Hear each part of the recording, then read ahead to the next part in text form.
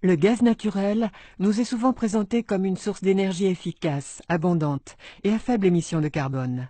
Mais la méthode d'extraction, dite de fracturation hydraulique ou fracking, est une technologie à haut risque, qui peut avoir un impact dévastateur sur la santé et l'environnement local. La technique du fracking consiste à forer un trou jusqu'à 4 km sous terre dans la roche de schiste. Un mélange d'eau, de sable et de composants chimiques est ensuite injecté sous très forte pression. La roche de schiste est alors fracturée, laissant alors le gaz naturel prisonnier s'échapper. Aujourd'hui, l'industrie souhaite développer en Europe la production de gaz de schiste et l'usage de la fracturation hydraulique. Mais en quoi cela devrait-il nous inquiéter? Tout d'abord, le processus de fracturation utilise une considérable quantité d'eau douce. Chaque opération de fracturation nécessite l'injection d'environ 19 millions de litres d'eau tout au long de son processus. Cela suffirait à alimenter pas moins de 1000 personnes en eau potable en Europe pendant un an.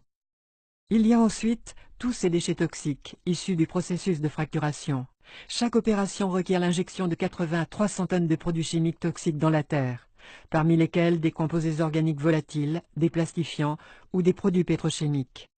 Ajoutons à cela les éléments radioactifs et métaux lourds naturellement présents dans le sol, qui remontent également à la surface lors du processus d'extraction. Remonte alors à la surface un fluide toxique radioactif qui représente un sérieux danger sanitaire, en particulier pour les populations locales. Qu'advient-il alors de ce fluide? Une partie s'évapore d'elle-même, chargeant l'air de substances cancérigènes. Le reste, lui, part en retraitement. Malheureusement, la plupart des installations de traitement des eaux n'est pas équipée pour traiter les mélanges toxiques, les métaux lourds ou la radioactivité. Et quand bien même, jusqu'à 80% du fluide toxique injecté dans le sous-sol n'est pas récupéré.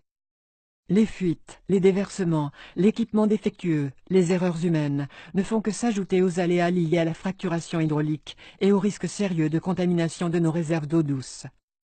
L'eau est notre ressource la plus essentielle, la plus vitale. De plus en plus de populations expriment leurs profondes inquiétudes vis-à-vis du gaz de schiste.